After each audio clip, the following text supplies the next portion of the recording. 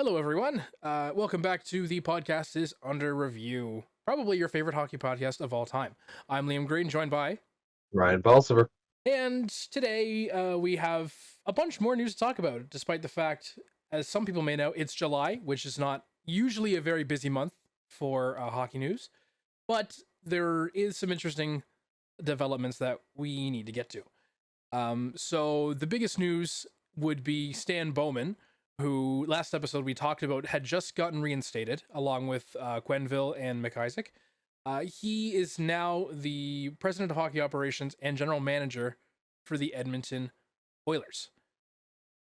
So, Yeah. So I suppose along with the last episode, what we did was we sort of split it down the middle. We got to the Stan Bowman stuff, or I should say the Quenneville, McIsaac, and Bowman stuff. Towards the end of that episode, we're going to start it off with Stan Bowman being the new GM of the Oilers, and then after it, we'll sort of get back to, I guess, our regular content would probably be the best, because this is, the biggest news to come out probably this July, since they all got reinstated at the beginning of the month. Yeah, and I mean, we kind of already covered it on a moral lens. Mm-hmm. I mean, it was like, what, 30, 40 minutes I went for last episode. So on the moral side of it, everything I said remains true. I want to do this from a hockey side of things. Okay. Because we know where we are morally. But when it comes to the hockey side of things, this is still a horrible decision. So what I have for you is a little game. Okay. So since 2015, the last Blackhawks Stanley Cup, I'm going to run through some of the most notable trades that Stan Bowman has made. Okay. And we're going to get to decide, based on the history that he's got, is this a guy you want in your organization? Okay. I will say I know very few of them, but I do know one or two. There's some ones here that you're not going to know about, I don't think. Okay. All right. We're starting off June 27th, 2015, so just after their last cup. They acquired Ryan Haggerty in exchange for Antti Ranta. Mm-hmm. So they sent Ranta to the Rangers. Ranta, of course, has blossomed into a bit more of a goaltender since then. After that, a couple days later, they got Brandon Saad sent away to Columbus in exchange for a package of Marco Deneau, Artem Anisimov, and Jeremy Morin. Don't forget that Brandon Saad name. We'll come back to that. Oh yeah, that's the one I'm sort of aware of. Patrick Sharp and Stephen Johns for Trevor Daley and Ryan Garbutt. And you know what? Trevor Daley is a good defenseman. Except they traded him to Pittsburgh about 3 months later in exchange for Rob Scuderi, who was 40 years old. Trevor Daley, of course, a huge part of the Penguins Stanley Cup win. So, not great. They got Andrew Ladd in exchange for a first, a third, and Marco Deneau. That wasn't a bad deal. Didn't work, but it wasn't bad. Mm-hmm. They got Dale Weiss and Thomas Fleischman for Philip Deneau and second round pick, which became Alexander Romanov, which is one of the ones that really hurts. They got rid of Timo Teravainen for a second, a third, and to dump Brian Bickle. Oh.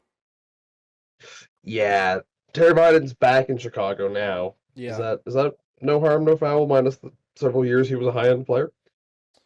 I mean, I think he's a fairly high-end player in Carolina. I think coming back to it, maybe he wants to prove it to the team he started with more. I'm not really sure. I mean, They get rid of Andrew Shaw. They get 2 second-round picks for it. Then one of those picks, I believe, becomes Alex DeBrincat. That's pretty good. It's a good trade. Good job, Stan. You really won that one.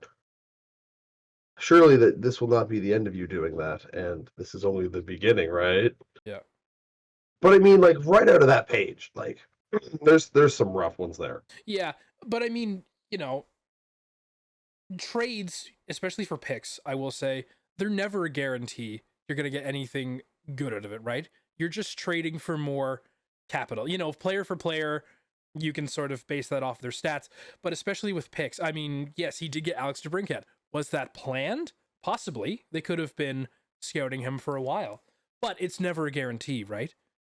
And I mean, even so, I think it did take DeBrincat a little while, I'm mostly thinking of his past run with Detroit for the past season. He sort of broke out with was it Kane or was it Larkin? Like he did fairly well in Detroit, but then before that he was a Senator, and I wasn't really familiar with his game beyond sort of the beginning of last season with Detroit and him putting up some pretty solid numbers for the beginning of the season. But again, my point being, if you're going for picks, you don't know if they're going to be great, you don't know if they're going to be busts, and sort of the further down the list you get in third, fourth rounds, fifth round, sixth round, seventh round, it's you're just picking players, right? Do they blossom? They can. It's possible. We've seen it happen, but it's sort of that 1 in a million chance, right? Yeah, that is an important acknowledgement too. Like, Mm. it's one of those things you have to remember. Like, picks are picks. What happens with them is like, you can judge Chicago for their picks because you Mm. drafted the guy and you either did or didn't develop him. Yeah. And I mean, I remember DeBrincat. He was a bit of a stunner that he fell as far as he did, Mm-hmm. and then we were almost instantly proved correct. So they might have gotten a little bit of a gift on that one, but you still got to take the guy. You still got to develop it. So Mm-hmm. there is some credit there. Here's where it gets a little uglier. Nicholas Holmerson goes to the Coyotes for Connor Murphy. It's not a great deal. Artemi Panarin goes to the Blue Jackets with Tyler Mott for Brandon Saad and Anton Forsberg. Yeah, I saw the Panarin deal. That's the one I was more familiar with, and Brandon saw it twice now. Yep. It's an ugly one for sure. Then, we get a little bit of a Quartos. Michael Kempney to the Capitals for a third. He won the cup with the team, so not great. But then, great Stan Bowman trade. A first, a fourth, and Victor Edstall in exchange for Ryan Hartman. I don't know how they pulled that one off. They trade away Nick Schmaltz for Dylan Strome and Brandon Perlini. It looked like that deal was kind of going to work, and then they let him walk to free agency for no reason. So I'm going to say bad trade, I think. But like, I kind of like the vision. Ole Mata for Dominic Cahoon kind of didn't really work for either team. Here's one you might not know about. The Blackhawks acquire Calvin DeHaan for Gustav Forsling. Ooh. Anton Okay. Forsberg was also sent to Carolina in that deal. But let's be real. We know who the focus is on this trade. Yeah. Then they reacquire Andrew Shaw for a second, a third, and a seventh. Shaw plays like 1 year before retiring. Alex Nylander, noted Toronto Marlies legend, was traded for Henry Jokiharju.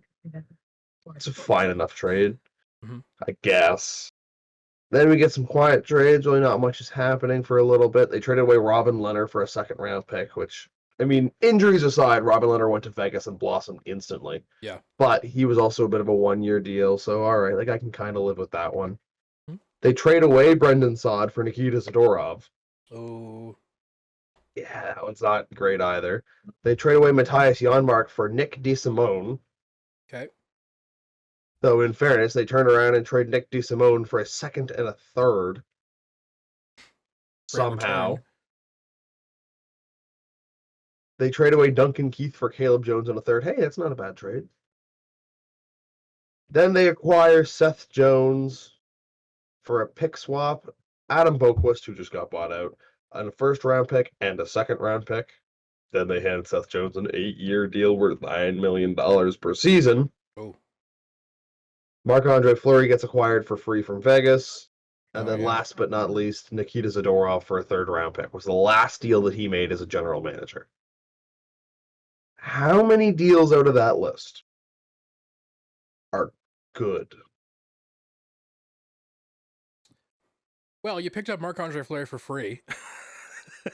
Yeah, and then he almost retired because he was so pissed about the concept of playing for you. Yeah. Which feels like a bad sign. Yeah, definitely. But like, you didn't have to give anything up for him. I mean, technically they gave up Mikhail Hakkarainen, if you want to really be specific about it, but Okay. So, but that's not a guy. You don't care about that. No. I mean, the Panarin one definitely hurts. That's sort of, I mean, we know what Artemi Panarin was. We know what he is right now. He's still, a fairly good player, even at, I believe he's approaching his mid-30s, I want to say. He's getting up there a little bit. He's getting up there. But even so, despite that fact, he's still potting in goals. He's still doing well on a fairly solid Rangers team for the past couple of years. The Brandon sawed twice. Or was it 3 times? 3 times. It was 3 he's times, involved okay. in 3 trades. In 3 trades. Okay, so you acquired him, you gave him up, and then you reacquired him? Is that my understanding? Well, they had him, right? Traded Panarin for him, and then traded for him back, and they got rid. It's okay. Then they got rid of him the last time to Colorado in 2020. And I hope, for my own sense of humor, that he comes back again, because it would be pretty funny. It would be pretty funny.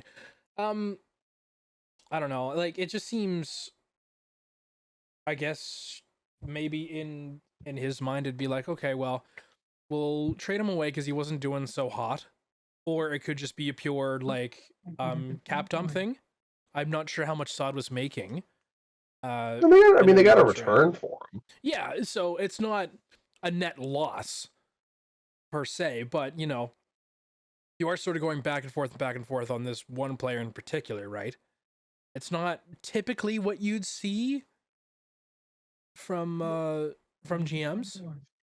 I mean, there's the odd reacquire. Like, I'll use Ilya Lyubushkin for Toronto. He was there, traded, and then reacquired, and now he walked in free agency, and I believe he's just signed a deal with, was it Anaheim? I believe he just signed a deal with a Western team. Ilya Lyubushkin, where did he end up? Oh, Dallas. Oh, okay. For 3 years, somehow. For 3 years. Yeah, so I mean, it's not impossible that you get reacquired by a team that had you previously, but 3 times is maybe a bit, I don't know, it just seems strange.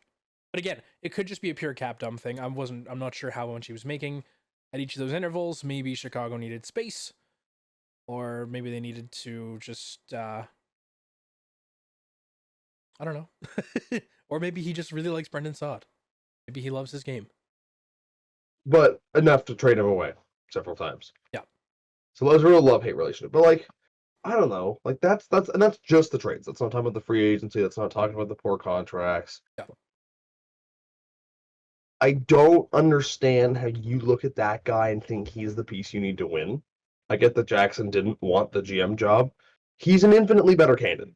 An infinitely better candidate right off the hop in terms of, he had one summer and he did nothing but great work the entire summer. I get it, it's late July, there's not a lot of candidates, but I just so don't care about that because you hired the worst candidate. And, there's some people who have said, oh, well, they've spoken to Beach. I mean, we haven't heard from Beach. Yeah. There's been no statement from Beach. There's no public opinion from Beach. So you can tell me that he said something. I would like to hear it out of his own mouth. Yeah. And they asked Bowman whether or not he had spoken to John Doe 2, who was the minor. And he basically dodged the question. Yeah, he sort of gave the typical non-answer. Basically, the crux of his answer is, I'm sorry that happened to him, which is not an answer to the question, which is, in fact, an answer to the question. So, okay, even if we have the conversation of, well, Kyle Beach said it was okay. Kyle Beach is one of 3 victims. And it doesn't sound like they've spoken to victim number 2. So I'm not confident that we're at a place where that level of forgiveness has been reached. And listen, I said it before, I think it genuinely matters if he has improved and, it's a better option for him to have improved and learned his lessons or whatever. It doesn't mean you get to do it in the National Hockey League. Yeah. And again, I will just make the argument of you don't have the forgiveness of everyone, and you might not have the forgiveness of anyone. You don't have the public support from any of the victims. And I don't know, your interview questions have really been lacking so far. You haven't wowed me with your statement. I haven't felt the forgiveness Yeah. or the sympathy. And again, you're bad at your job.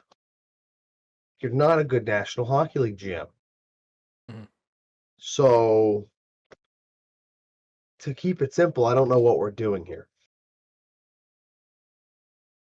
And I was very hopeful that maybe the teams would have made a big statement and made a big stand. I mean, to me, that guarantees Quenneville gets hired. Because, I Yeah. mean, at least you can look at Quenneville and say the guy's good at his job because he was. He's one of the best coaches in NHL history. If Bowman's getting hired, I mean, you're not getting stopped. Like, and that's the unfortunate part of it is it's a little unfortunate that he was the first domino to fall. It's Mhm. unfortunate that he goes to a team in such a successful position. Because listen, I know he's got 3 cups, but he also was given a core of Taves and Kane and Keith and Seabrook. And now you're giving him McDavid and Draisaitl and Hyman. He has never, as a GM, really built up a roster. He's been given the core. Yeah. There are some moves in there that really filled in some important pieces. I'll give him that. I mean, you got to give him some level of credit in that sense. You still have to keep the team competitive enough to compete for a cup, but this is not a guy who will win you the cup. He's a guy who will stay along for the ride and not be bad enough to totally screw it up. But he's not a cup-winning GM, and that's what they need. Hmm. I think it's a disappointing hire, and I've seen a lot of Oilers fans very unsure of what to do with themselves. Yeah. Unfortunately, I cannot offer you any advice on this. I've seen a lot of Oilers fans who were questioning whether or not they could cheer for the team or not. I wouldn't blame you if you didn't. I've had that same conversation myself about if the Penguins were to hire any of them Mhm. and what I would do, because I honestly don't know the answer. Um, you know, if you feel like that's a breaking point and you can't cheer for the team anymore, I won't blame you one bit. You know, Hmm. go out, find a new team that lines up more with how you feel. And if you look and go, well, I don't like the move, but I'm not going to stop cheering for my team. No, you know what? I can't blame you for that. But yeah, it's been a very interesting reaction to watch from Edmonton Twitter. Yeah. But very, very little of it is happy. Yeah.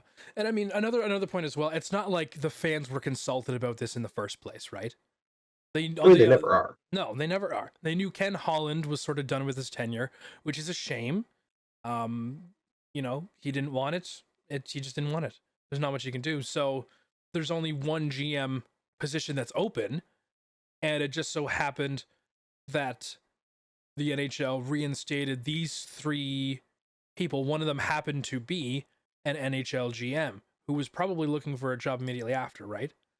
So, Oh yeah, it's yeah, I agree. If you want to push back against your own team just because of a hire, there's 31 other teams you can just as easily cheer for. I know it would probably suck, and yeah, I agree. I've probably had that conversation in my head of, well, if Colorado were to hire this guy, like, what would I think? If would I move on? Would I still cheer for them because I like them? It's a tough conversation, and Edmonton just happens to be living it. And it's never a nice thing when you know your team hires someone that you don't agree with morally or you don't agree with. Period. I mean, this is obviously a case where he was banned for 2.5 years from ever participating at the NHL level. Working on himself. We haven't seen that. Talking to the victims that he's affected. We haven't seen that. Um, you know, there's something to be said that only he spoke to Kyle Beach just because his name's out there. And like you said, there are 3 victims. One of them being known as John Doe 2, which we don't know their name, and we don't even know the third victim's name either, right? correct. So, it really is a struggle to pick. Like, do you cheer for the team that you've loved for so many years, and you want to see them successful, or do you jump ship because they just hired someone who no one sort of agrees should be there? Yeah, Yeah, it's there's not really a right answer, I don't think. no. But, you know, unfortunately, all we can do now is sit around and wait. Mhm. Something I'm gonna try to do here, or well, I guess we'll try to do here, is we're gonna put because we've already kind of talked about the moral parts of it, but I know there's a lot of people who don't know the full story. Yeah. So we will have in the description of this podcast, the Jenner and Block report will be there. It's like 100 pages long. It goes into detail into everything that they've found as a result of this. If you want to have a read of it, I can't say I've read through all of it myself, but I've gone through a good piece of it. So if you're looking to figure out more information about this, you want to kind of touch on the things that we touched on last episode, but in a more knowledgeable way than I did it. Because I mean, these guys were there, they were investigating, they lived it. That will be provided. You'll have access to it if you want to take a read. It's not light reading, I will tell you that. And I would probably put a kind of graphic content warning on it before you read it. Like if it's something that you don't think you can handle reading, don't bother. But if you are looking for it for more information, it is there. So ESPN came out with their top 100 players of the 21st century across any sport. Mhm. And they didn't treat hockey very well. No, I saw a clip. It might have been of SDPN of Connor McDavid was ranked in the 90s. Was it? I think it was 70s. Was it 70s? Okay. Regardless, he wasn't ranked very high. I think McDavid was 70s. Oh, it could have been 90s. I don't have the 100 list in front of me. I do have the NHL top 25 list, which we got to. I'll see if I can Crosby was find it. hanging out like the low 20s, and Obi was like 53 or something. I'll see if I can pull up the athletes. I have one that says since 2000. Yeah, which would be 21st century, so that would probably be it. If it's from like actual ESPN. Yeah, this is from actual ESPN. Let's see. Connor McDavid is ranked number 98 in this list of 100. Charles Woodson and Ed Reed are behind him. And that's a tough one too, because you do have to consider that he has only been playing for 40% of the century. Yeah. He started in 2015 or 2016. Yeah, it would have been 2015-16 he would have started. So he's only played in less than half of the decade. So I understand that he's not going to be super high on the list. Mhm. 90s is rough. Yeah, it's not the greatest. I will say on this list, Sidney Crosby is ranked number 22. Yep. Something we'd like to see. Little low in my opinion, but not bad. No. Let's see. Ovechkin's ranked 54th in this list. Give me a name. We'll see. And that's it. Nope, that's it. Nope, that's it. Really. Those are the only 3 players. Oh. I'll say this is a very young photo of Ovi, and it's kind of funny to see after seeing gray-haired old man Ovi for a little while. But to satisfy the hockey fan in all of us, they have come out with a top 25 list of the 21st century. So I'm going to start reading out names. Mm-hmm. If you have anything you want to say about it, just tell me to stop. Sure. Because you'll stop me pretty quickly, I think. Number 1, 2, and 3, we just covered Crosby, Ovechkin, McDavid. Shocker, that is. Number 4, Patrick Kane. Okay. Number 5, Nicholas Lindstrom. Okay. Number 6, Nathan McKinnon. Wow. Which feels very high to me. Yeah, a little bit. I mean, he has a lot of skill, but the Avs have only won one cup with him in their sort of core of Rantanen, Landeskog, McKinnon, and Makar. I will say, he's been challenging for 100 points for the last 7 years. I get that he's very high in this list. Yeah. It's just, man, like once you hear some of the names that are about to follow him, Mm-hmm. Yeah, so sort of I shell can't shocking, I justify him there gather. yet. Yeah, that's fair. Number 7, Martin Brodeur, Okay. then Henrik Lundqvist, then Evgeny Malkin, who should 100% be ahead of Nathan McKinnon. I'm sorry, like don't even have that conversation with me. Malkin should probably Yeah, no, that's fair. 5 or 6 for him. I could swap him with Lindstrom either, or I wouldn't be upset. Then Bergeron, Mhm. Zdeno Chara, Steven Stamkos, Leon Draisaitl's in at 13, Okay. which might be a little high. Yeah, Joe Thornton 14, Austin Matthews is 15th. I would maybe Eric, drop that a little lower with Matthews, to be yeah, honest. Erik Karlsson at 16, Okay. Kucherov, Marc-Andre Fleury, I feel Andre like. Vasilevsky, Jerome Iginla, Mhm. Anze Kopitar, Pavel Datsuk in at 22, Okay. then Duncan Keith, Victor Hedman, and Jonathan Quick round out the top 25. Okay.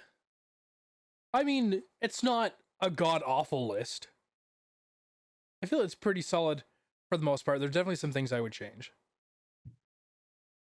Um, namely among them, I think I'd like to see Flurry maybe a little bit higher than where he was posted.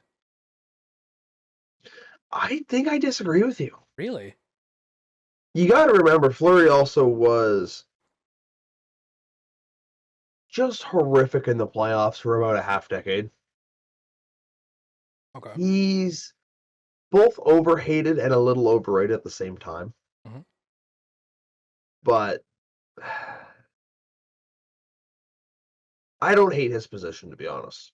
What position is Flurry in? He's I'm going to pull it back up. It was like in 17, the late teens. Okay. 18, sorry. Okay. 18 of 25. Okay. Fair. Matthews I would put a little lower for sure. He hasn't proved it yet because they have won one series. Of how many times have they visited the playoffs since Matthews has been a team member?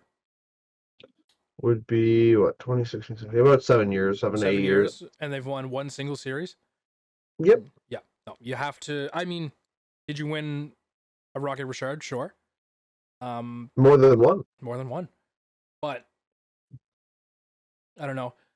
I mean, Joe Thornton is there, as is Carlson, as is Aginla, and to my knowledge, unless I'm wrong, they haven't won the Stanley Cup.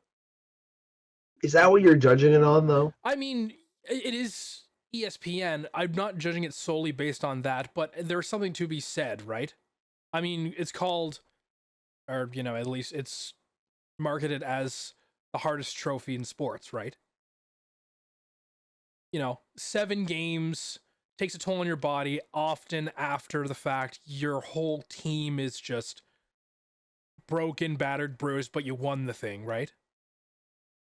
So I feel like there is some legitimacy to having a cup. I mean, yes, is it maybe a bit of a cop out? Sure, I'll give you that. But I just feel like there should be some legitimacy to having a cup to be, not the be all end all of. You should definitely get a higher spot, but be considered.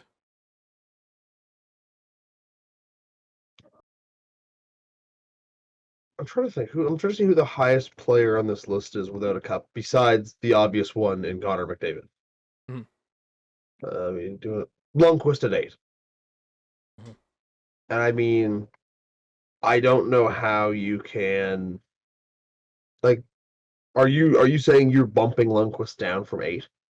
No, I'm not, but I still think it should be considered. Okay, maybe goalies is a bit of a. I mean, they were there. They almost had it, I mean, they almost had it, but they didn't get it. but they didn't get it. Yeah. No, I mean that's fair, but I don't know. I just feel like it should be considered on some level at least. But no, I wouldn't bump Lundqvist. If anything, I'd probably move him maybe further up. Yeah, Lundqvist is an interesting goalie. I mean, being dubbed the second best goalie of the entire century is not bad. Yeah, that's true.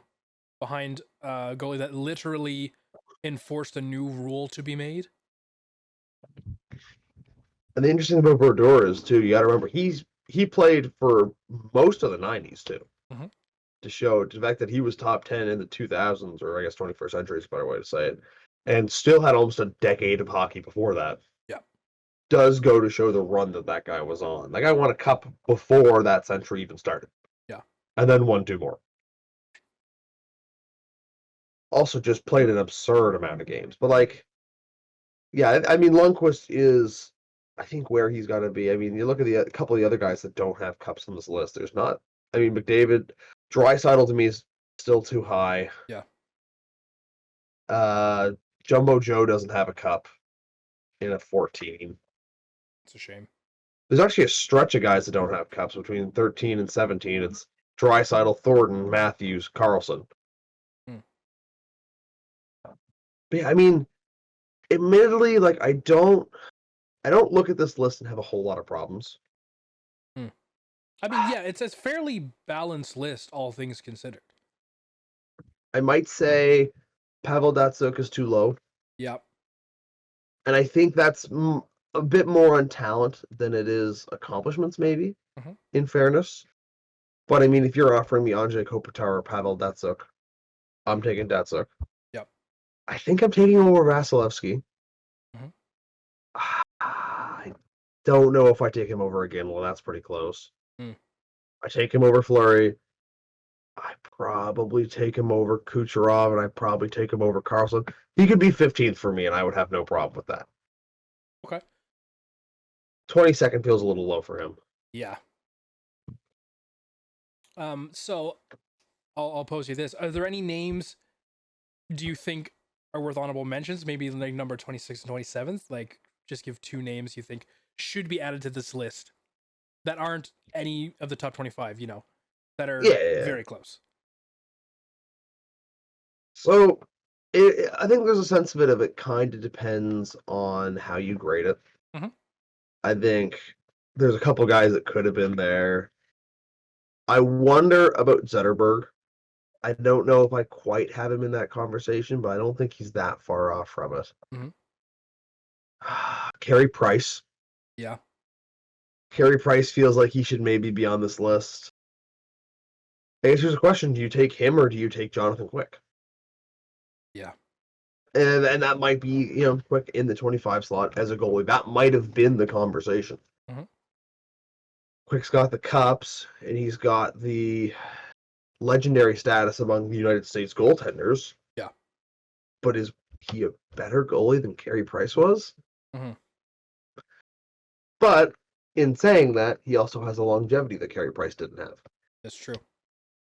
So that one's a bit of an interesting one to me. I Mhm. think I do kind of lean towards Carey. Okay. Just because, I mean, his prime was one of the best primes we've ever seen out of a goaltender. Yeah. So Carey Price to me is probably the biggest guy where I look at him and I say to myself, how are you not on this list? In terms of other guys, I don't necessarily think he belongs here, but I think I would take him over Duncan Keith, Mhm. Jonathan Toews.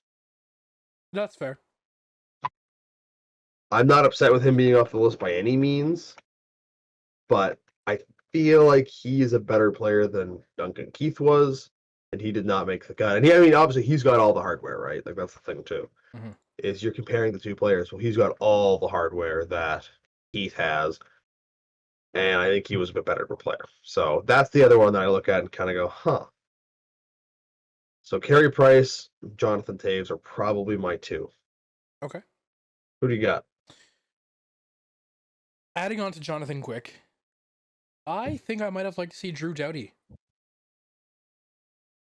Yeah, I think I'd take him over Keith as well. Yeah, I think, he's still obviously playing now. You have Anze Kopitar already in this list. I think I would have liked to see Drew Doughty there. I mean, realistically, how many defensemen are on this list in the first place, right? you want me to check that? Yeah, as well. Oh, quick peek through here. Lindstrom would be the defenseman that he was number 7, was it? Or 5? 5. 5. So him at 5, so that's 1. Chara at 11. Carlson at 16. So 3. Keith Victor Hedman, 4-5. Okay. 5 of 25. So I mean, it's not bad, but it is dominated by forwards and not really many goalies. There's 3 goalies there total. I believe Unless so. Brodeur, Quick, you said, and No, there's more than 3 because there's Vasilevsky, you said there, right? Brodeur, Lundqvist, Right. Fleury, Vasilevsky. So 5 goalies, Mhm. which is actually a higher total than I would have guessed. Yeah. I would like to see Drew Doughty added. He has the pedigree. He's still playing hockey today. He's still playing some fairly decent hockey on not a phenomenal Kings team. But not a bad. No, I mean they Kings do team. make the playoffs. They do get beat in the first round for the past 3 years, but they make the playoffs, which is not an easy thing to do in any sort of Pacific Division. Yeah, Drew Doughty. The other one I was thinking of, I was gonna say Timu Solani, but I figured he played mostly like in towards the earlier '90s rather than the 2000s. He sort of was on that drop off point. You know what I mean?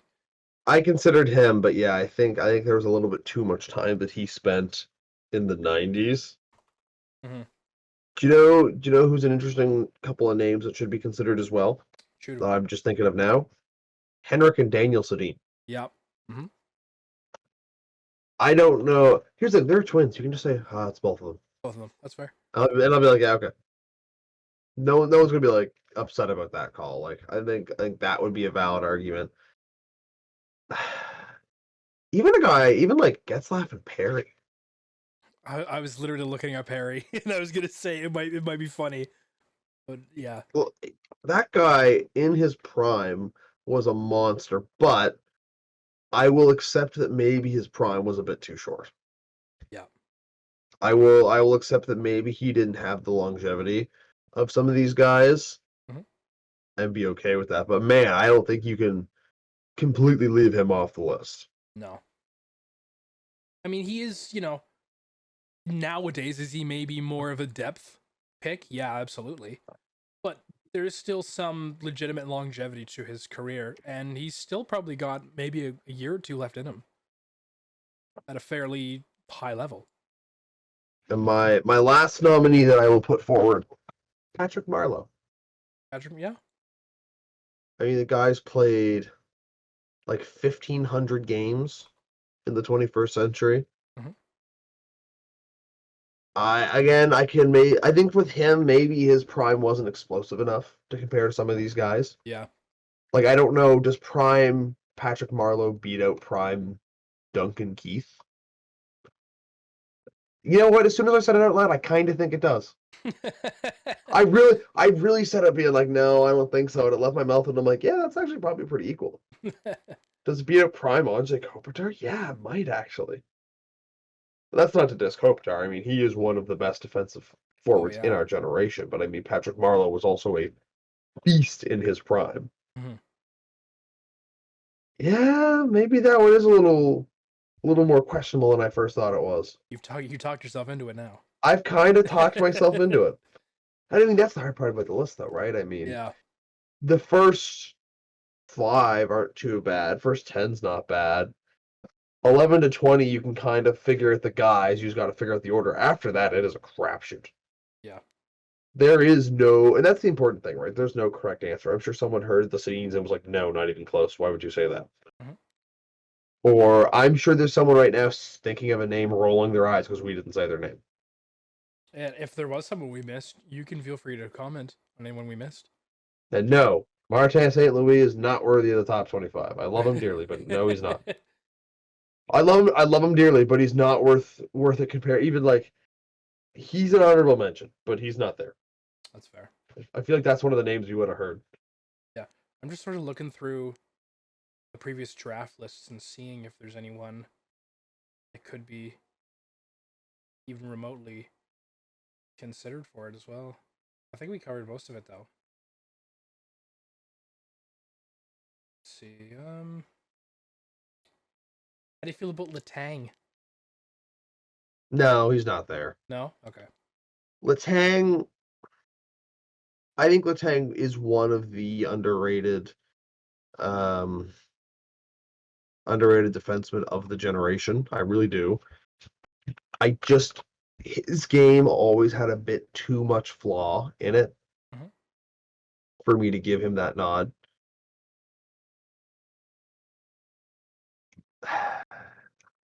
Yeah, I'm trying to think if I can justify it, and I really don't think I can. Okay. I do have maybe a little funny spin-off. So say we place this list 10 years from now. Who do you think is top 5 or top 10 even? I mean, it's hard to tell with prospects, right? But I mean, I'm trying to think of like people that are maybe in their prime now or about to reach that peak, right? Like, who do you think could, of some of maybe the newer players who stepped into the league, have that longevity and have that pedigree? I mean, Bedard's the obvious pick. He's the obvious pick. Cale Makar is the obvious pick. The obvious pick. Then there's a couple guys where, like, after that, it gets into like real maybe territory for me. So maybe we'll do top 5 then. So top 5. All right. So 1 Bedard, 2 Makar. Ooh. I'm trying to go with like real young guys too. Like, I don't want to take those like 22, 23-year-olds. Number 3, Mevtai Michkov. Yep. Number 4, I'll give Macklin Celebrini. And number 5, I'm gonna go with Dedimov. Okay. I think those are the top 5 who have that real shot. You know, and remember, they'll be like 28 at this point, right? So a similar age to McDavid now. But you don't have to be McDavid's level because he's 3. You just have to make the top 25. Yeah. So basically, for an easy comparison, they got to be as successful as Kopitar is probably a good bar to set. Okay, that's fair. Hard bar to reach, but a good bar to set. Definitely, yeah. In that vein, I'll do McDavid, or not McDavid, sorry, Bedard. I mean, noted young gun trying to develop. Noted young gun. Yeah, no, Connor Bedard. Excuse me. Let's see. Who was your number 2? You said it was my number 2 was Cale Makar. He was the one like older player I gave myself. Okay. I'm gonna put Cale Makar on there. I might put him at like 4 though, to be honest, because that list is mostly comprised of forwards, and Lindstrom is the first one at number 6, right? Yeah, but there's also not many defensemen who are at the point of challenging the way Makar is. Yeah.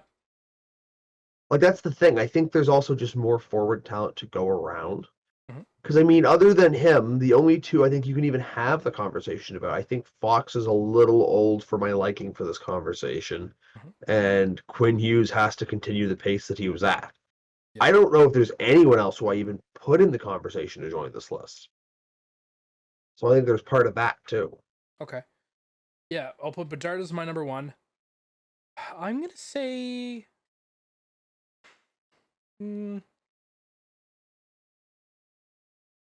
going to say Fantilli as possibly my number 2. As your number 2? Yeah. Okay. I don't hate that. I mean, that may be a bit hot, but I don't know if it is that hot, to be honest. No? I mean, I could have certainly swapped him out for Dedimov and not felt bad about it. I do worry a little bit about the Columbus aspect of it, to be honest. Yeah. With him. But also, there's that thing, we mentioned Alex Nylander a little earlier. You know, he just got an AHL contract from Columbus to the Toronto Marlies. But he, in his last couple of games there, I think it was 20 and change, he did fairly well on a not phenomenal Columbus team. So yeah, but that almost... there's room for him to, like, flourish more. Do you know what I mean? That almost stems my concern, though, because The official stats were 11 goals and 15 points in 23 games. Mhm. And teams still, including Columbus, wouldn't give him an NHL contract. You know what I mean? Yeah. So there's that level of he did perform good there, but like nobody wanted him after that. Hmm. Why not? So I do worry about the Columbus element of him, but there are also some great prospects for him to develop beside if they actually do figure it out. Yeah. So it's one of that Columbus as a team to develop on might be a more boom or bust pick right about now. That's fair. Let's see. Matvei Michkov, I think, deserves to be in that conversation as well. I mean, we've seen what he does in the KHL. He tears it apart, and now he's finally come over stateside. He's going to play on a Flyers team that I think did fairly well, despite the fact the drop off in the past, like in the lead up to the last year's playoffs. I think they still did fairly well. Yeah, I mean, it was a disappointing to miss, but they weren't supposed to be in the conversation. Yeah. Matvei Michkov, I'll put him as my number 3. Let's see. I'm still trying to think of an older player. I mean, Cale Makar's up there. Yeah, you know what? No, I'll shove Cale. I'll put Cale at number 5, actually. Number 5. Number 5, yeah.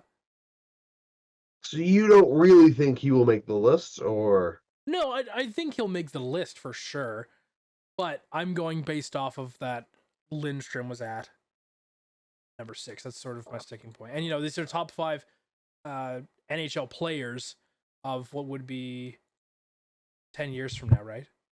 Yes. So yeah, And that's if we're doing the same principle of the list, it's also being based on their whole careers, right? right. So they have to make this list be considered the top 25 of the entire century, which is not an easy task by any means of the definition. I will say, in terms of Lindstrom, he only played until about 2012. So he doesn't necessarily have the super longevity that like some of these players do, and I think that's part of the reason that he's low. Mhm. But I mean, you're missing his like first 10 years almost. Yeah. And he's still, hanging out around that 5 spot. I think there's room for defensemen to be higher. I just kind of don't think we've had a defenseman really control the league for a long period of time in the way we've seen forwards do. Yeah. And I think we could see that with Makar, which is why I'm willing to give him that high of a spot. Okay. My number 4. This is maybe a bit of favoritism on my end. Easton Cowan. Your eyes widening. I think he could. Okay, hold on. Yeah. You're an NHL GM.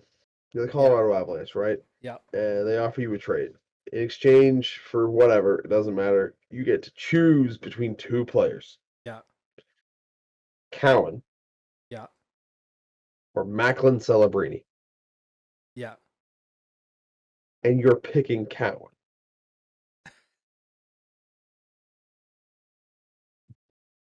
Don't just giggle at me. Answer the question. You got me in a corner here, my friend. I don't know. I'm just. I'll say this. In the same conversation we just had with Fantilli, I'm sort of. I'm not sold on the Sharks yet. Yeah, but I'm not against them like I am Columbus. We've seen Columbus mess things up.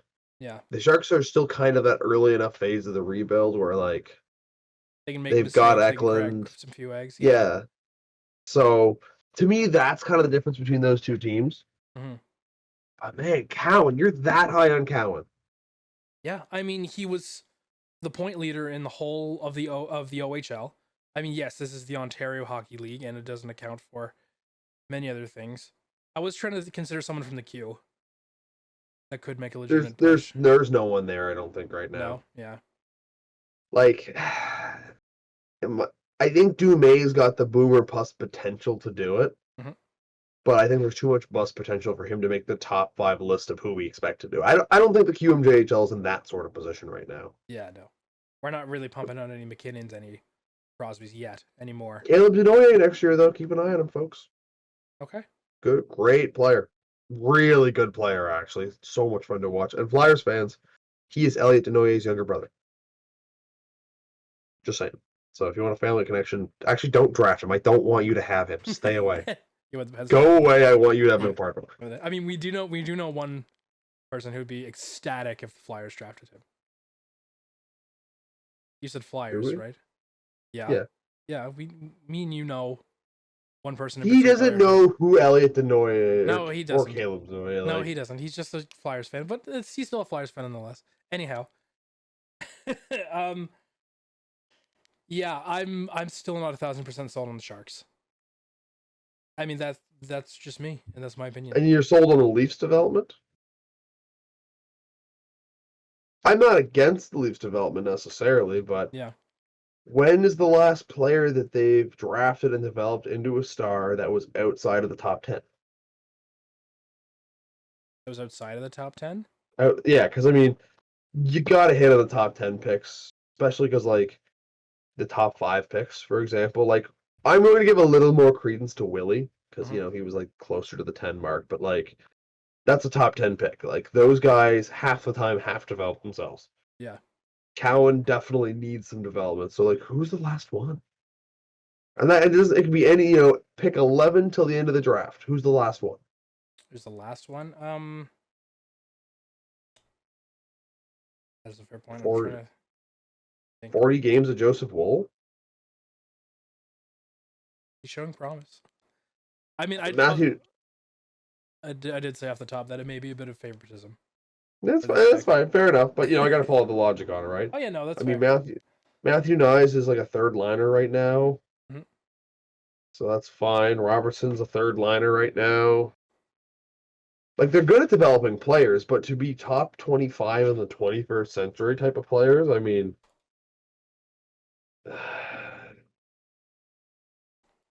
I just don't see it. Also, I would like to say if the Leafs had made the Cup Finals once, Mitch Marner is in that top 25. Oh, 1,000%. 1,000%. I don't think he should be yet. Like, and that's not a shot at him. He just hasn't played long enough in the century. Yeah. But like, he was one like third round appearance away from sneaking in over quick. Yeah. This could be a very interesting list in 10 years. I'd love to see it now. In a list. I know.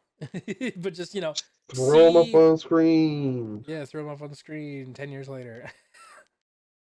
We'll totally remember this. I will say, I feel like my list is a little safe. Yeah. I feel like I played my list a little bit safe. I will acknowledge that. So I'm trying to think if there's anyone crazy I can come up with to just like throw it at the wall very quickly here. Because I'm trying to do like goaltenders. Neither of us picked goaltender, but like, I just don't know if there's any goaltenders that are there. Yeah, I mean, well, showing some promise, I'm not sold.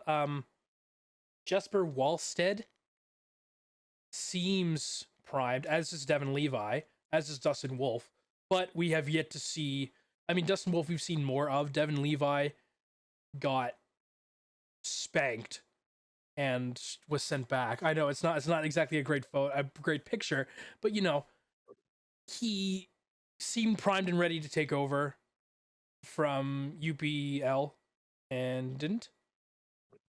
But it could be this year. We don't know. But also Luukkonen just got a huge deal with Buffalo. Yeah, that deal surprised me a little bit. I was not expecting it, to put it very mildly. Yeah.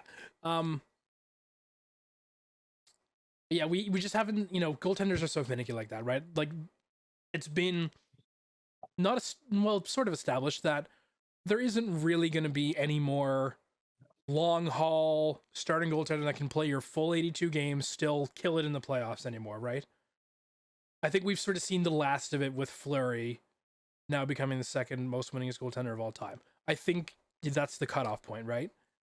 I think there's going to be a couple that like hang out. Like there's going to be a few sort of like Oh yeah, freaks of nature type of thing who yeah, they continue to do it, but it's just not viable enough for the teams.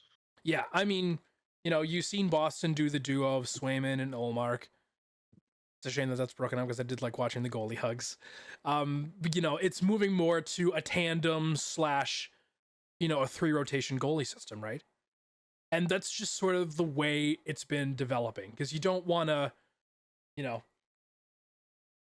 you don't want to start your goaltender all 82 games because I mean it does wear on the body. But as we know, goaltenders are a different breed altogether of people. But yeah, The shame about that is it will kind of ruin a few opportunities because you have to remember the Penguins won the cup because Matt Murray came in as the third goalie. yeah, Now that was an injury to Jeff Zatkoff, but also they were relying on Jeff Zatkoff. The idea of having to make a change for a young goalie like Murray, or even a young goalie like Bennington, was kind of based because they didn't really have. Also for Bennington, gotta represent St. Louis. Pro Door jersey, by the I way. was gonna say, So yeah, this is you've a been really kicking relevant around. jersey to this episode, apparently. Yeah, Like there probably is a bit of a loss of opportunities for these young goalies who aren't supposed to break in to do so. I mean, if the Senators have two competent goalies, does Andrew Hammond get any chance? You know what I mean? Like, yeah, but at the same time, you just got to play good enough to earn it, I suppose. And I don't hate that logic either. yeah. It's just, I think some of those underdog goalie stories are probably going to be a little bit harder because they're going to try to clog up those guys with like, look at the Bruins. They traded away their tandem and then brought in Jonas Corposalo in the same trade. They didn't need Corposalo. Brandon Bussey was more than capable of fighting for a backup role with like another goalie. You bring in another like backup capable goalie, let the two of them fight for the role. Mm. But because they were so determined to make that tandem, they got a terrible contract. Like, oh boy, it's not a goalie I would want to pay that money to. And he also simulates terribly in NHL 24, which is not unrelated. You know, as you Yeah, know, NHL 24 is directly related to how a goalie performs in real life. 1,000%. But like that's the tandem stick. They don't give Bussy the chance to go out and prove he's worthy of the guy because they want an experienced tandem goalie, Yeah. and they go and pay a big old bad contract. I mean, it's not a terrible decision, right? I Like, don't. Yeah, that's the thing. It's not a bad deal as long as the goalie's good. yeah, that's the thing, Boston. boss. I mean, if a team's gonna whip Corpusalo into shape, I think Boston could make a legitimate case for it. Yeah, they've had a pretty good goalie track record. Yeah. That's definitely a fair point. So I mean, it's not. You mean it looks like from the outside you're trying to replace Allmark, like what could be between the goalie tandem. I don't. You know. I think Allmark and Swayman, for the short time that they've existed, have been a fun tandem to watch. There's a reason he went back and forth between the goaltender every game, right? And then in the playoffs, it stopped because Allmark had an off game. But no, it's not a bad decision by any means. But it just seems like you're trying to replace it. Again, I don't know if replace is the right word, but it makes some business sense. You give him a not fantastic contract on paper. For Carpusella, a fantastic contract on paper, but Yeah, he loves it. but for the average fan who maybe wants to see Boston do a little more, it's not the most fantastic one. Yeah, it's going to do some weird things to goalie contracts too that I don't fully understand yet. But yeah, I don't know how many goalies I look at and I'm like, you could make it. Igor did not have a great year. Sorokin had a terrible year.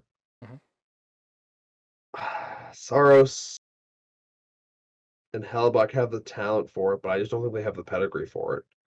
How about you win a Vezina? Yeah, like goalie might be a position where I'm willing to accept the cup argument. It might be the only position that I'm willing to accept. Like, yeah, because I mean, there's at not least much, the finals. Yeah, I mean, there's not much basis for anything else, right? Like, sure, we can debate save percentages and games played and games won, right? But there's no like, with forwards you have games played, you have goals, you have points overall, right? But for goalies, it's always been up and down, right? The numbers usually never go up; they mostly go down.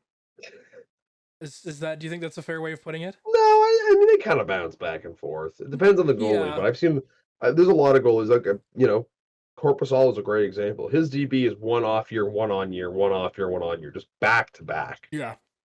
It's a wild position. You never know what health is going to look like, and it's a very confidence based position. You get rattled, that might come back and bite you. I.e., not Jack Johnson, Jack Campbell.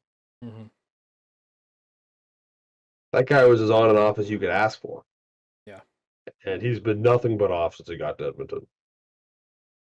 But yeah, I like thinking about it now. Like, I don't think there's any goalies I would put there. Okay, well, what about if I leave you with this? Is there any goalie that plays right now that you think could make that list? Because we've seen Crosby, we've seen Ovi, right? So like, players who I won't say they're past their prime, but they're starting to slow down. Not Crosby. He's he Yeah, for almost real. he almost dragged a Pens team into another playoff spot. Not Crosby. Honestly, after Ovi, those last 20 games, I'm not sure Ovi is either. yeah, I think he just took like 4 months off, was all. yeah. But Ovi did struggle a bunch before the Christmas break last season. I think he had 7 goals total, and Yeah, it was a guy bad. chasing the Gretzky record. Like, anyway, so I won't say past their prime, but sort of starting to decline as much as we hate to see it. Are there any goaltenders you think could? After this year, there's one goalie who I think might have a very legitimate claim. And who's that? Sergei Bobrovsky. That was my pick too. I don't know how else you look at the list and come to much other of a conclusion. Yeah. Like obviously excluding the goalies who were already on there. Hmm. Like none of the goalies here have done it. Like I'm currently got it up sorted by games played right now on Coin Hockey, and Alex Georgiev had the second most games in the league, which is horrific, by the way. That's a lot. But like again, Hellebuck has the talent. It's not even that he hasn't like gotten to a cup; it's that he's been like out of the first round like twice. Yeah. So I don't know if I can put him there. Binnington had a good year, but like haven't seen enough of him. We already talked about Sorokin and Shesterkin. I'm not sold on Ottinger yet. Yeah, I agree. And like you look at kind of the older goalies, I mean, at this point, none of them obviously Bobrovsky's on the older side, he's 35, but like most of the goalies who are older, I just don't think have a case at this point. Or are quick and flurry and they're already there. Yeah. Like to me, there's nothing Semyon Varlamov can do to get himself in that conversation. There's nothing Freddie Anderson can do to get himself in that conversation. I think the only answer here is Sergei Bobrovsky. Between the Stanley Cup, his huge successes in Columbus, his success as a goalie, for the Russian teams, like he's had great international success. Like there's so much to him where it feels like it's kind of the only pick available. Yeah. And even then, I don't know if he's going to have time to jump the hump to be better than Jonathan Quick. Yeah. Because Quick in like the early 2010s especially was wild. And one of the most fun goalies to watch. Yeah. Although if you look at numbers like save percentage, there might actually be an argument for Bobrovsky. But you got to consider the two William M. Jennings and the Conn Smythe that's currently sitting in Quick's hardware. But no Vezinas. No Vezinas. 2-0 is the score for Vezinas for Bobrovsky. So I don't know. Maybe there is a case for him. Maybe he's not as far behind as I was kind of thinking he was. Yeah, I think he could make a very legitimate case. But with that, that's all we have for you today. Oh, but it's not. Oh, but it's not? Oh, but it's not. Oh. We have something that's not for you today. And you have no idea what we're talking about because I didn't tell you about this before the show. No, you didn't. So the Hurricanes extended Martin Necas Yeah. just recently. It was a 2-year deal, but there was reportedly a deal that was offered to them to trade Martin Necas that they did not take. Okay. This is via Frank Saravalli, Really? and the reported offer was Rutger McGroarty, a draft pick, and Cole Perfetti. Oh, wow. Those 3 pieces offered in exchange For for just Necas? Necas. Wow. And Carolina said no. I would have said yes. Oh, I would have said yes. I would have said yes. I mean, we've heard rumors of Rutger McGroarty and what he could do. Cole Perfetti, I think he still did fairly well on the Jets, but I think 38 points in 71 games. So it seemed like he was just more of like maybe more of a contract dump. He's 22 years old though. Is he? Oh. 22 years old, 10th overall pick in 2020. Okay, so he's not that old. No, he's very much a player I would be thrilled to have on any team. Okay. Wow, and they said no. And they said no. Wow. Yeah, I saw the Necas deal earlier. So he's getting, what is it, 2 years at $6.5 million? When the Canes could have got, and keep in mind, Canes are sort of, they need people. They just gave up some fairly key aspects of their team in free agency because, they wanted to go other ways. They got Slavin locked in. They got Necas. They had to give up Teravainen, who now goes back to Chicago, which we mentioned earlier. I believe they kept Pesce, if I'm not mistaken, or was he traded? I think they did keep Pesce. Pesce, I believe, went through free agency. Did he? Okay. So regardless, Canes had to give up. Like, it was sort of understood, I think at least, that Canes were sort of cup or bust this year because they had so many free agents at the end of the season. So they need personnel. They need people. And, it seems, McGroarty, I don't think has played an NHL game yet. No. Like he's and that was part of the problem of why he wanted to leave, right? Yeah. Because I mean, like, maybe he could see this year, but clearly he was on the table to be traded as like one of your top prospects of the Jets. Like, but yet you're on the block to be traded. Like, but you haven't even played an NHL game yet. Like, I don't know. But yeah, I would have taken that deal in a heartbeat. I wonder too if a part of it was they weren't willing to commit to him having the NHL start that he wants. Yeah. Because I don't feel like Carolina's the type of team that would put up with that. I feel like they would very much be of the mindset of like, you don't get it until we give it to you. Right. And if you can't accept that, that might have made him an unattractive asset to them. Mm. But like, that's a 14th overall pick, a 10th overall pick, and another draft pick, which probably would have been pretty high. Yeah. For Necas, who had a huge regression from his peak form, and kind of just seems like he's a second liner at this point. Yeah, which still isn't bad. That's still your top 6. Still pretty good.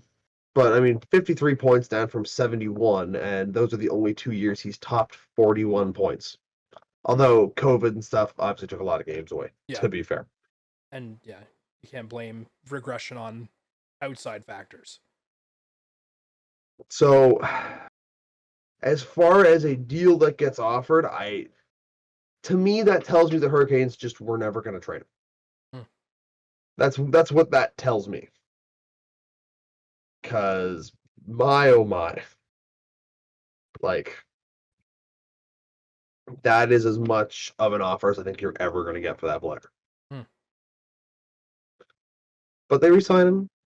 They're happy, probably. The Jets still have McGroarty. They're not happy.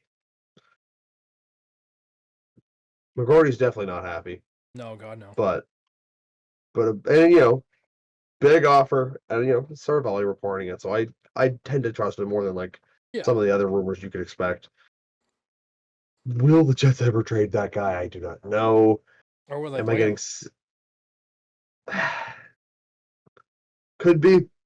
It could be. I mean, it's clear they're hesitant to in the first place. There's, like I said, there's a reason why he was offered. But, you know, looking at the Jets sort of team, where do you sort of slot, like, do you start him off on the fourth line and let him prove himself? Sure.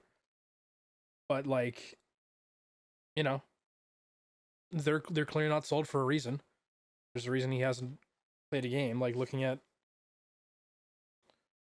some of these forwards, like, do you play him over Scheifele? No. Do you play him over Niederreiter? Probably not. Do you play him over Kupari? Probably not, right? He hasn't proved himself because he hasn't played an NHL game yet. But also, you're not enabling him to play a game in the first place, right? And again, that might be it. It Yeah. might be you didn't let me play, so I am done. I will never play for you. Yeah. That might be where he's at. That's important to remember too. If it's to the point of you didn't do me well last year, it might not matter what the Jets want to do anymore. He might just refuse to sign. Yeah. So there could be that element too. It's hard to know. But I mean, yeah, to me, looking at their depth roster, I wouldn't hate playing him on the second line. Mm-hmm. I don't hate having a line of like Perfetti, Ehlers, and McGroarty. Get a few games, see if you prove yourself. But, you know, if you don't, I'm not sure how willing he would be to take that demotion. Yeah. And I think I think that's why I have such a hard time trading him is it's all well and good to go, well, I demand to start in the NHL, but that's also kind of hard to guarantee past 5 games, even if a team wants to, because Yeah. you know, he's playing bad. They're like, well, we can't really send him down because he's just going to get angry and request a trade. Mm-hmm. I really do wonder if that was part of why Carolina said no. They just didn't want to deal with the headache. Yeah. But another thing too, like, is there really any harm in letting him play even a preseason game? Well, I don't. He does. He wants a guaranteed regular season spot. Okay. That's what he wants. He thought he should have been on the roster last year, playing a few games. I think there was also something with like a signing bonus, though I'm less sure about that one. Okay. Like he believes he should be an NHLer day one, and he should be guaranteed that spot in camp. Okay. And that's, I think, kind of a sticking point to a lot of teams because they don't know that he's that. Yeah. I mean, he's, you know, I'd say he certainly has the ability to be in the NHL. But, you know, at least for me personally, even if I had the skill, I don't know that I'd go around demanding a roster spot immediately. Do you know what I mean? I mean, yeah, personally, I would want to prove that to the team, right? Yeah, personally, if I had any ability to skate on the ice, Yeah. let alone any talent of the game of hockey, like any Yeah. at all, like even a smidge. Yeah. Yeah, I'm the same way, and it's a little. He's kind of in a weird spot because it's one of those things where if you're a top 5 pick, that feels different, Yeah. but he's not. But I mean, he's also a top 15 pick. Mhm. So I mean, he's certainly a high end prospect. He's the most valuable prospect the Jets probably had before this all happened. Oh yeah, big time. So is he really that insane for demanding it? Maybe not, but the Jets are a team trying to compete still. Mm. How much ice time are you going to allocate to this guy? Because if you don't allocate him ice time, you risk messing up his development, and if you do, you risk the problem of he's not ready for the NHL. Yeah, it's sort of damned if you do, damned if you don't sort of situation. And that's all assuming, and we have to remember this, Yep. that he will ever willingly put on a Jets jersey. Which that road might be gone. Yeah. I mean, we've seen what happens with like Cutter Gauthier is a prime example, right? He said, I'm not playing for the Flyers. and so they traded him for Jamie Drysdale, and he got sent to Anaheim. It's nothing we haven't seen before. Granted, Gauthier, I'm not really sure if he played any sort of like preseason game with the Flyers in the first place, but to my knowledge, he just said, "No, I'm not playing for your org." Drafted him anyway. The story that we know there is he was actually he was excited to go to Philadelphia when he was drafted, and then just something changed. Yeah. And there was some communication break. He started avoiding the team, like refusing to talk to them. And then he got to a point where he just decided he wasn't gonna play for. It's a bit of an incomplete story how we've heard it. Yeah, it seems like some unreliable narration, because they're not exactly willing to talk about personal details, and why would they, right? So I do look at that as a little bit different of a situation, but there is definitely, I mean, heck, if you want to throw in a real couple of interesting examples that are a lot different, but Adam Fox and Jimmy Vesey. Third round picks, and they went, yeah, we're not playing for you. For one of them, it really worked out. Yeah. Yeah, for Jimmy Vesey, a little less so. He's still an NHL player. It's just he certainly hasn't had a bad time, but maybe not to the level that people expected. It is becoming more common of a thing. And I suppose we shouldn't be shocked as a result of that. But it's a weird one. And yeah, I think I'm at the point where I think any bridges between the organization and player are just completely burned.